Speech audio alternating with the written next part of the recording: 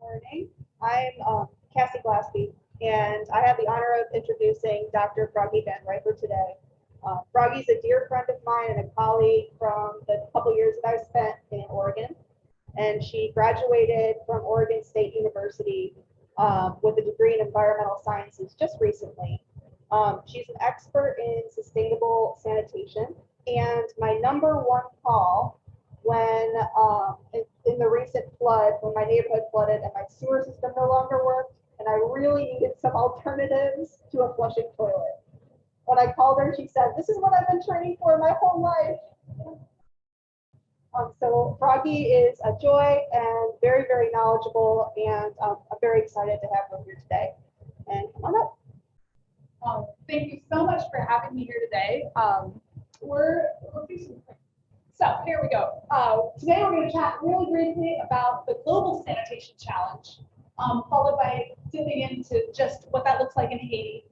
I'm going to introduce you to the concept of container-based sanitation and this organization called Ecologi Soil that's been implementing that in Haiti as an alternative to unsustainable sanitation or lack of sanitation. Collaborative research process, that's going to be kind of the most fun part of this. We're going to talk about what we did in the field with my research team to gain the kinds of answers we needed to deal with our research questions. And I'm going to look into some of the key findings we have, even though the time I spent in Haiti is yielding about 3 years worth of findings. So we're just going to touch on that. How many of you in this room used a toilet within the last 24 hours? A couple of people here should probably go see their doctor. So I'm guessing you can probably trust that what you flush down the toilet here in Baton Rouge is going to be treated before the effluent goes back into the ecosystem.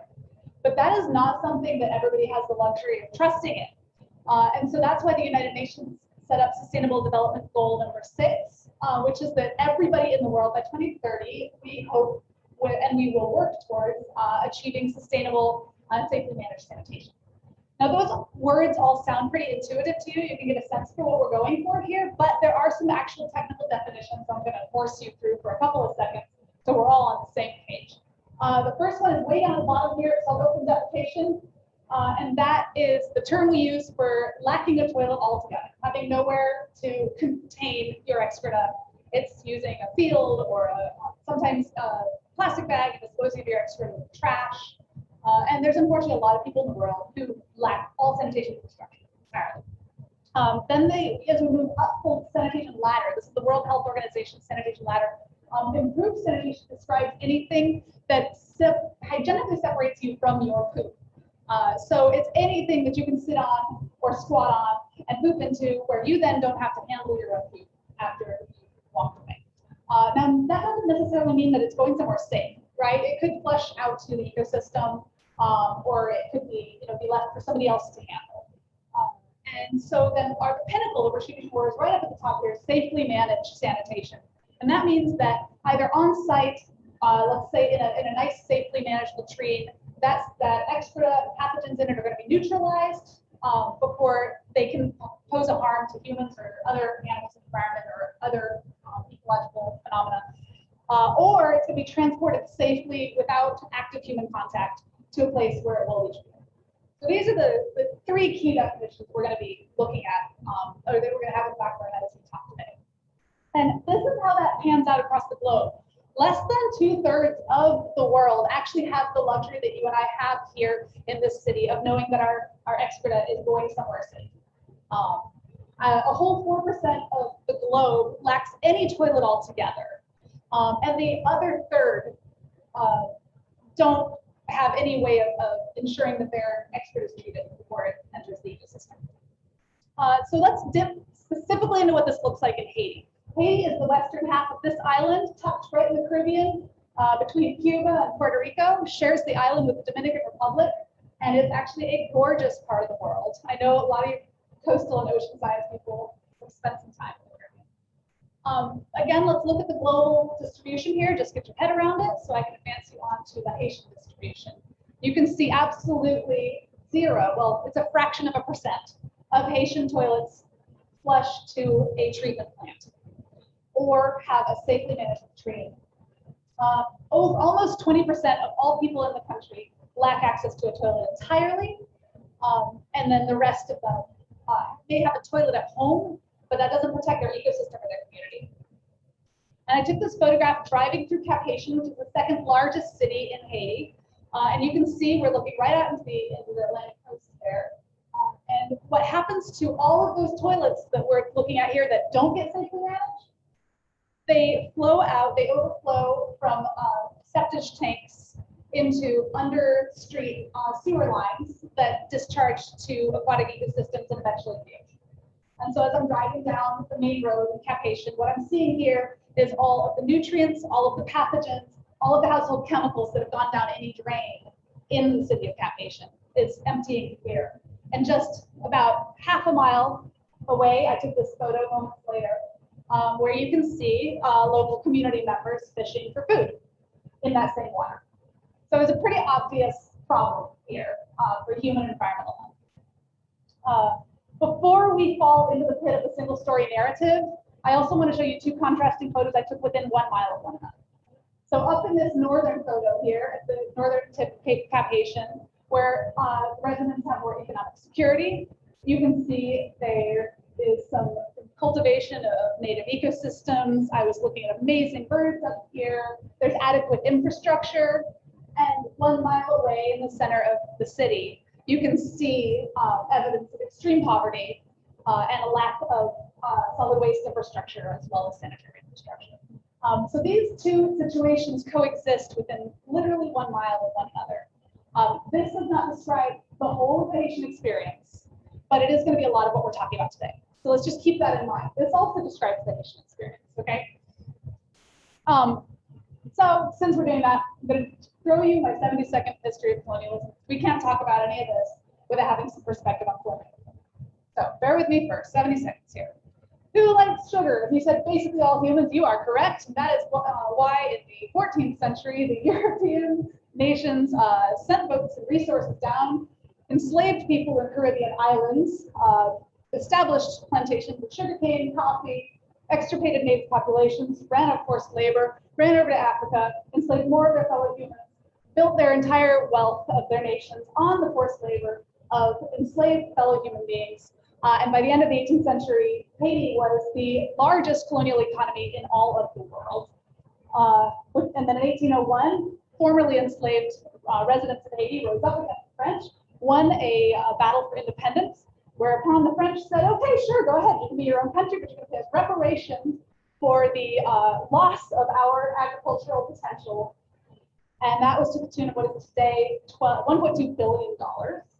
It took until 2009 for Haiti to pay those quote unquote reparations back to France. And it was only made possible by intensive export agriculture of some of the most degrading crops that you could possibly grow, sugarcane, high value agriculture. And today, if you look at a satellite image of that island, on the Haitian side, you can see it's been denuded of almost all vegetation, creating an ecological feedback loop that has both human and environmental repercussions. It is now the lowest per capita income economy in North America. Now, I put all of this out there because we can't look at any ecological challenge outside of its social context and outside of its historical context. And all of that needs to be at the back of our mind when we're talking about solutions to the crises and when we're interpreting the crises. So here we go. Now you've had my second history of colonialism. Let's go back. Let's look at the sanitation situation in Haiti through this lens. The average Haitian household, if we look at the distribution, 20% of these families lack electricity in the home, and almost 80% lack water infrastructure in the home. So when you're looking at this list of toilets here, or what kind of toilets people have, probably most of these so-called toilets are latrines, right? And considering what I showed you in terms of photographs of what's happening to sewage, maybe that sounds like a better solution in this ecosystem. But if you're thinking that, we also need, whoops, there we go. Oh, what does this mean for our marine ecosystems? Apparently I forgot the order of my slides. Okay, so let's look at our, no, you know what we're missing here? We're missing a photograph. There's our photograph. Okay, yes. You would think that latrines would be the solution in this ecosystem. But we have to take into account the geology and the climatology of Haiti. We have a really, really high water table, and we have monsoon seasons, which are going to lift everything that was temporarily safely secure in a latrine environment back up onto the surface where it's going to interact with the ecosystem and with humans. And so a latrine is not an adequate solution in this environment. So what does that mean for the coastal health? All right, this is the Ocean Health Index, and it is a systematic numerical way of ranking the health of different coastal ecosystems, taking into account that humans are part of that ecosystem. And so you can see my little arrow, I tried to point it out because it's a little small. That teal marker there is Haiti, ranking 209 out of 221 economic exclusive zones. Very, very poor ocean health. And these numbers might be a little small for those of you in the back, but you can see that where they really take the hit is on anything that's resource related, right? Extracting artisanal fishing, seafood products, any resources from the sea that are needed for making important things for human life. And of course, tourism score is way down there, as you could probably imagine. In Haiti, there isn't any commercial fishing that you would recognize from the traditional commercial fishing fleet. It's all artisanal fishing. It's individual, teeny tiny boats all the way up to a boat that has 2 or 3 people on it with manual nets. And Haiti actually consumes per capita the lowest seafood of the Caribbean nations, or among the lowest seafood of the Caribbean nations. And this may be in part due to the degradation of the marine ecosystem, but it also is due in large part to export of the high value seafoods, because that's how to bring money back into the economy. And so like a quarter of the economic seafood yields that are gathered in Haiti are sold across the border to the Dominican Republic, because you get more money in that way to spend on lower value foods and to make it stretch farther. So a lot of the rich resources that we could have are not being consumed inside the country. So we've got a sense here for the challenge. I'm going to sort of pause there and I'll give you too much more. And this challenge is going to be necessary for us to understand these solutions. We've got this untreated release of excreta. It's impacting our marine resources, having an impact on the human food ecosystem. It's impacting corals, which Haiti has 1,100 miles of coastline. So corals are a significant part of this ecosystem. And we know they have global implications for ecological stability and biodiversity. And of course, we know that the human health impacts of untreated sewage are profound. So there's our problem. Now, looking again at this photo of one area in Cap Haitien, you can see here that because of the density of housing, because of the lack of road infrastructure, and because of something you can't see, which is disputed land tenure, it's really hard to establish sewage infrastructure here, even if there had been a sewage treatment plant that you could pump excreta into. Not to mention the cost of a porcelain toilet for every one of these homes might be prohibitive. Let's say we're not even talking cost though. Sewage isn't really an option here in the traditional sense. So I'm going to introduce you to container-based sanitation, which is a very cool innovation that is being piloted around the world, including by this organization SOIL in Haiti. And they're covering this urban region around Cap Haitien and its metropolitan expanse. And this is an Echolokai toilet. It's based on a urine diverting technology. And if you've never sat on a urine diverting toilet before, let me promise you that no matter what your anatomy, if you sit down there, pee's going to go forward and the poop's going to go backwards. And by separating urine and feces, you are facilitating aerobic decomposition. Probably everyone in here has had the unpleasant experience of smelling a latrine, like a proper latrine. We know that odor. It's a visceral odor. That's caused by the anaerobic decomposition, the high nitrogen content, the high moisture content that happens when you mix pee and poop together and don't, allow it to infiltrate properly. But by separating those two components, the odor is very, very low, and the urine has a very low, negligible pathogen count. And so the urine can be disposed of on land safely. Not only that, it's actually a valuable resource, and it can be used strategically to fertilize crops. And so by doing this at home, a family with no pre-existing infrastructure can get one of these toilets, and they can pay a monthly subscription fee of what is right now $2 a month for weekly exchange of these sealable buckets for sanitized buckets, and then this biological cover material, which is a dry, organic, semi-composted agricultural waste. And by covering the dry matter with this, the users of the toilet will reduce the smell, will reduce the insect activity, and have a relatively pleasant experience with the toilet. Obviously, we have a lot of benefits from this technology. It can be deployed in individual homes with no upfront investment on the part of the individual. They don't pay for the toilet, it's part of the rental fee. There's no need for underground infrastructure. There's no need for the access of a big tanker truck that can pump sewage out of a septic tank. And we have this resource recovery pipeline that this creates a cyclical economy around excreta instead of a linear, unsustainable flow of excreta. And it also contributes back. You saw that photo of the land degradation from the satellite image of Haiti. By actually turning human carbon material back into a soil amendment, you can also start to begin to disrupt that feedback loop that is keeping Haiti from reestablishing vegetation. Now, this all sounds absolutely magical. We've got employment creation. We've got the ability to safely seal these containers so that in a flooding event, excreta isn't released into the environment. We have the ability, unlike manual latrine excavation, which is a career you don't want to know about, for an organization to provide safety training, health checks, vaccines, and appropriate equipment to the people who are dealing with excreta, and to take sanitation really, really seriously. So they go through all the right protocols so everybody involved in this pipeline is protected. And here we go back to all those negative interactions. Now we're looking at positive interactions among all of these characteristics, including adding in food security and soil building health. So we sort of reverse the script on that untreated sewage. However, despite the fact that this is about $2 a month US, we still see a high attrition turnover among families who use this technology. And so one of the reasons that I went into the field was to join the founders of the organization, which is founded by a partnership between a Haitian gentleman and an American woman from a University of California. They started this 2012.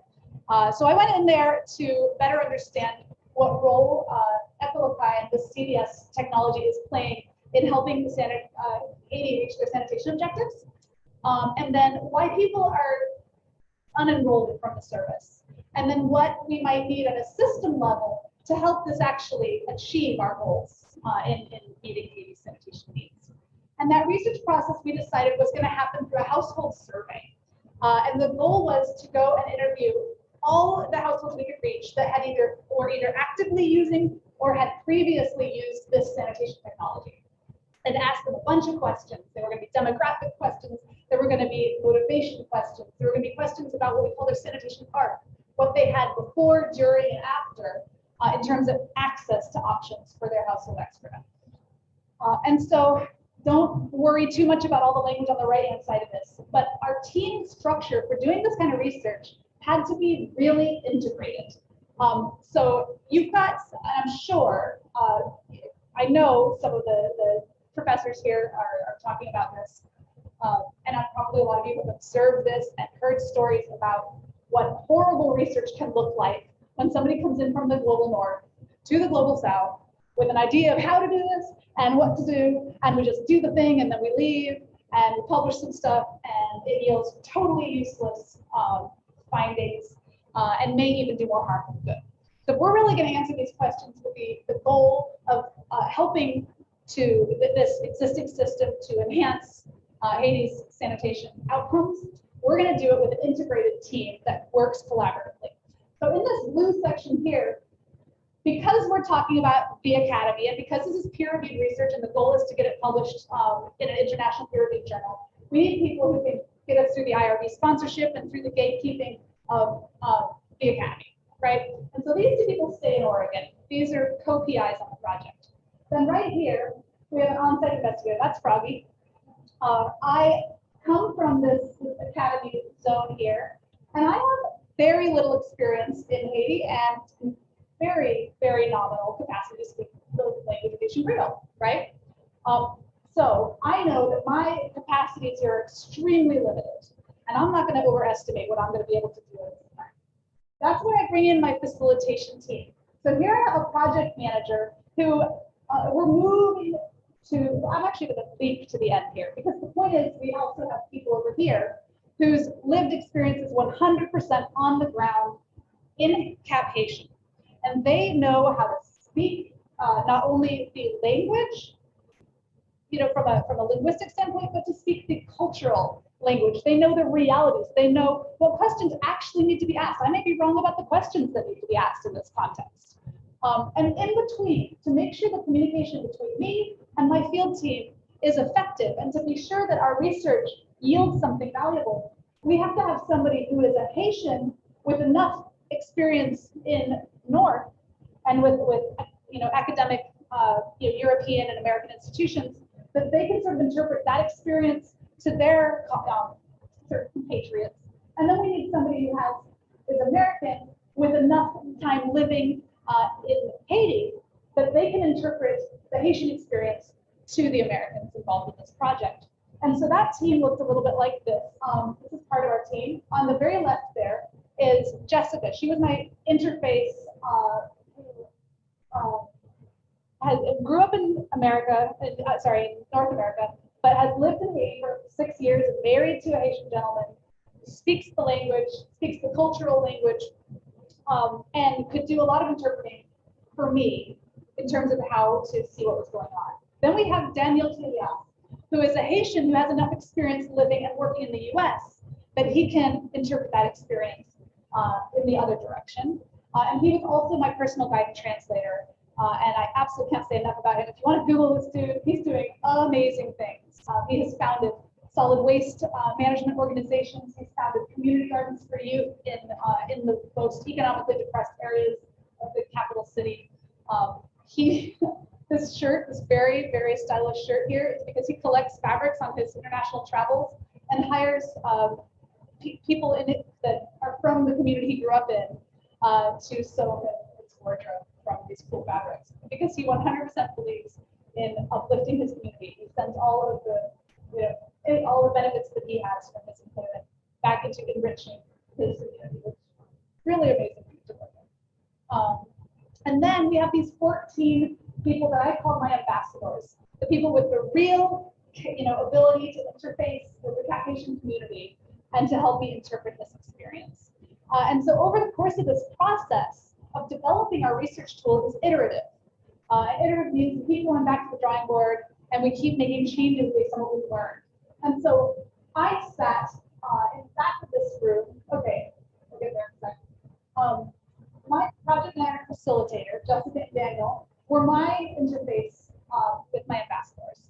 And every day they would go spend time reviewing that questionnaire. They'd ask questions like, how does this question sound? Is this actually going to get at the kind of information that we need? Is it going to give us the kind of answers that we can interpret? How does it sound in the order that we see it with other questions? Is it going to be a little early to ask this before we've established rapport with people? Could it be misinterpreted? If it could be misinterpreted, how can we say this so it can't be misinterpreted? What kinds of answers might we get from somebody if we ask this question? And how do we interpret those answers? And how do we code those answers in terms of our protocols? And so every single day they would sit down and they'd go through this process with the help of the project manager or facilitator. And then at night, the project manager and I would take that questionnaire and rewrite it based on their recommendations for the day and go back into the pipeline again. And this went on for weeks, and about halfway through, they started to role play it because it wasn't just about the questions, it's also about how they interact with the community when they're asking these questions, how they introduce themselves to a household cold turkey, and all of this, and how to respond when somebody gives them an answer that might be perceived as really shameful, how to remain comforting and supportive and non-judgmental as they speak to these families. And so they did role play throughout that time as we further developed this survey. So this is what it looked like when they were talking about the order of questions. We asked some pretty sensitive questions. We're talking about your toilet access. We're talking about where you go to the bathroom, where your family goes to the bathroom. We're talking about whether there's any factors economically that are making this difficult for you. We're talking about whether there's anybody in your household with a disability. Not all of these are easy questions to just walk up to somebody and ask. And so how we worked towards those questions and built trust had a lot to do with how these questions were laid out.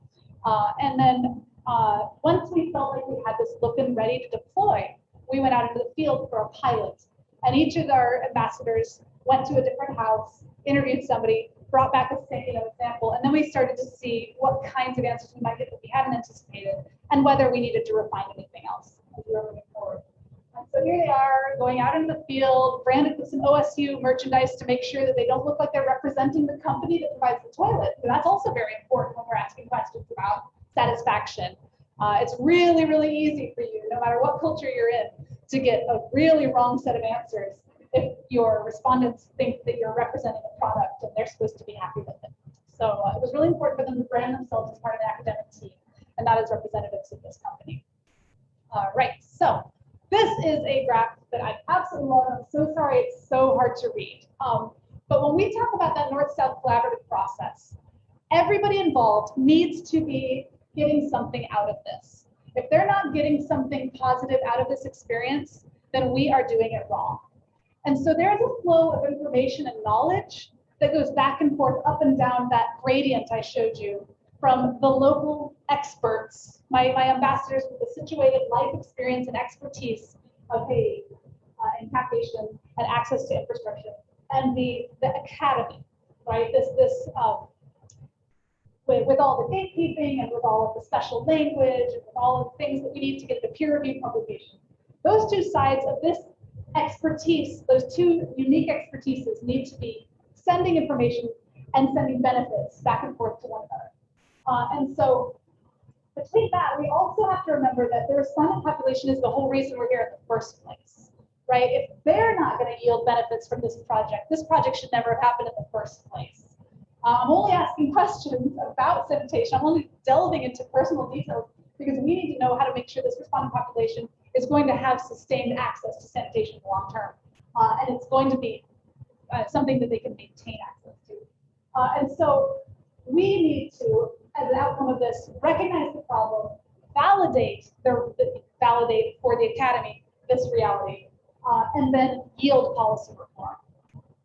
From the respondent, they're giving us their topical knowledge and their lived experience, their expertise. We're going to, in the course of the time I worked with the ambassadors, I provided every opportunity possible for them to come out with certifications and skills that they could claim on their resume and things that would allow them to get through some of those doors that are harder to get through with limited resources that they have. And of course, what they gave me was insight, learning, knowledge, and all of that. The worst case scenario in this is that none of the arrows are going this direction and all of the arrows are going this direction. Then you're doing one-sided research and you have no business being in the field, right? So we'll just delve really deeply into our findings, really shallowly into our findings here because they go for days. We saw what the urban Haitian distribution looks like in terms of sanitation access. Those people who were accessing Echo-Lakai came from this distribution, a far, far higher rate of people who lacked access to toilets altogether or didn't have any access to private sanitation. And an interesting small number of people who had private sanitation prior, but in many cases it was non-functional, or they had a landlord that would refuse to maintain their toilet or to empty their latrine, or it was too expensive for them to maintain. But 100% of them were actually above the national average during the time they were subscribed to Echo-Lakai because they could confidently know not only were they not in contact with their expert, but it was going to be safely treated. Ignore all the sub-colors here, but this was the major reasons that people gave us for actually joining Echo-Lakai or subscribing to Echo-Lakai. And the number one was cost and resource savings, right? It was the cost of either building the infrastructure that they wanted at home or affording the water to flush a toilet they wanted at home. But here on quality of life and health, cleanliness, and security, these were major, fundamental Maslow's hierarchy issues, right? The basic things you need in life. And in fact, the dark orange here, everybody in there literally answered the question, why did you get this toilet? And with the answer, I don't have a toilet, right? So this is serving a really important need for these communities. But when we asked them why they left, this is a smaller sample size because these are the former subscribers, we also got the number one reason being economic. So even though this is a cost-saving mechanism, it is still inaccessible to this huge portion of the population who needed to rely on it. We can take some comfort in the fact that these two bars, the orange and the green, are people who actually during the time they were subscribed to Echolokai, managed to advance somewhat in their resource access, and they either were able to build something that they wanted, a latrine or a toilet, or they moved out of the service zone. Up here, these little teeny tiny green guys up here are the ones that Echolokai moved out of their neighborhood. These are the ones that moved out of an Echolokai neighborhood, which meant that they were actually moving into a more infrastructure secure environment. And we did do some deep diving into them and found that almost all of them moved to an apartment or a house that had a toilet. So we were looking at almost a split between people who left because they couldn't maintain economic access to this resource, and ones that left because this resource bridged the gap for them while they achieved the economic means necessary to have autonomy over their house and sanitation. That is, now, whether Echolokai played a role in that, whether having access to CVS played a role in that is an interesting question. But I can suggest to you a couple things to think about. If you are constantly exposed to your and your neighbor's excreta, your health is significantly diminished. If you're looking at lost days of work, if you're looking at time spent traveling to the local church to use their toilets, not being able to use your toilet at home, if you're looking at the time spent caring for loved ones who are ill because they lack access to sanitation, these are all things that are going to keep you from advancing economically and being able to support your family, move forward, and achieve the infrastructure needs that you have. And so there is some fairly good objective research out there that shows that merely having access to basic sanitation is an important part of moving economically up the ladder and achieving, going from poverty to a place where you have a little more autonomy. So this quick little graph here shows the state of that population before accessing an Echolokai toilet, and then immediately at the moment that they ended their subscription, and then later on when we came to interview them down the line. And so you can see that while we started with a lot more people than the average number of Haitian households using or practicing open defecation, by the time the general Echolokai user population ended their subscription, they were below the national average in open defecation and way above the national average in accessing private sanitation. They were no longer using their neighbors, churches, the schools, relying on a public toilet to meet their family needs. And it just kept getting better and better over time. So Echolokai was really serving a role in helping these families move forward. Now, answering some questions with stats about what this, the implications of that attrition was. The odds of having left this, having attributed their departure to economic challenges, we see up here high likelihood that if a family left because of economic strain, that they went back to practicing open defecation, or that they went back to using a network sanitation option. Very, very low chances that they would say, I left for economic reasons and got a private toilet when I left. Also, what were the odds that they were going to want to use Echolokai again? We asked former subscribers, do you want, if you could, would you want Echolokai again right now? And if they were practicing open defecation, they would say, absolutely, I really, really want it back again. Also, pretty high chances if you're above this dotted line here, there's a much higher chance than not that you're going to say, yes, I want this one. I mean, this sounds like, why did you have to do stats on this, you dummy? Well, I wish that question was so obvious.